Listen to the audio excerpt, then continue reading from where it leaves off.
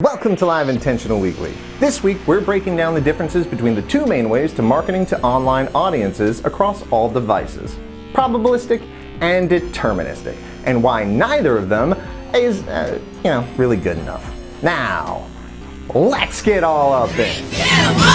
We're going on a trip in our favorite rocket ship, zooming through the sky. So it's no secret that more people are using more devices than ever to access the internet. The average person owns about 3 connected devices, and according to a study done by the IAB, internet time is divided pretty fairly evenly among these devices. 45% on PCs and laptops, 40% on smartphones, and 15% on tablets. And this has presented a major problem for marketers because cookies, the little guys that have been used forever to aggregate and target online audiences, are tied to a single device. So the question becomes, how do you reliably target audiences when cookies don't work? Well, there are 2 major ways that have evolved: probabilistic models and deterministic IDs. Now, both can be a bit difficult to wrap your head around, so we're going to talk about them as if they were bunny ears versus cable. So first, you have probabilistic models, which you can think of like the old bunny ear antennae on old TV sets. Now, what they do is they pull in signal from all these different sources,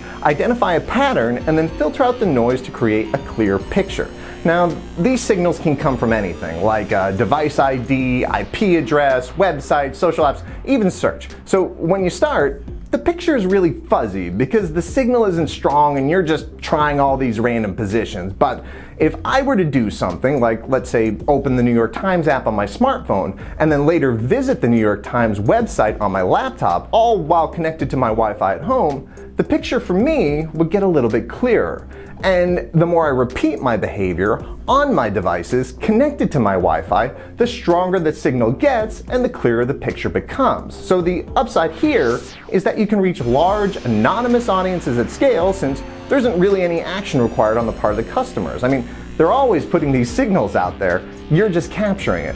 The downside is that with probabilistic, it's always going to be probably the right person. The picture's going to be a little bit fuzzy, and there's a 10 to 30% chance that when you want Univision, you're going to get NBC. Now, deterministic IDs are a lot closer to cable in that the person has given an explicit permission for a brand to connect with them directly.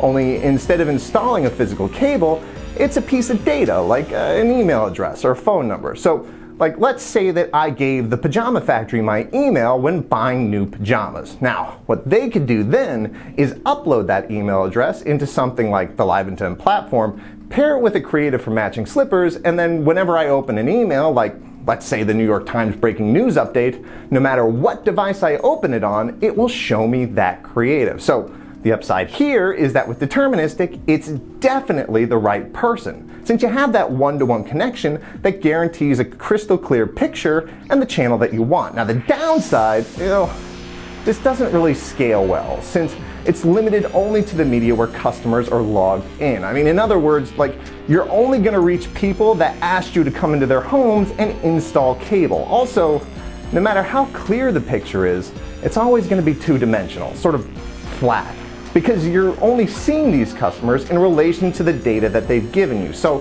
while both are nice, they're incomplete solutions.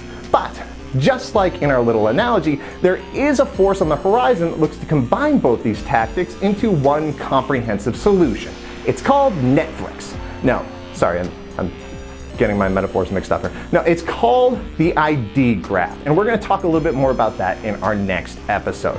But in the meantime, if you want to learn more about the differences between probabilistic and deterministic, just click on any of the links below. And remember, if you aren't already a subscriber, make sure to enter your email at the end of this video so you can get Live Intentional Weekly delivered straight to your inbox every week.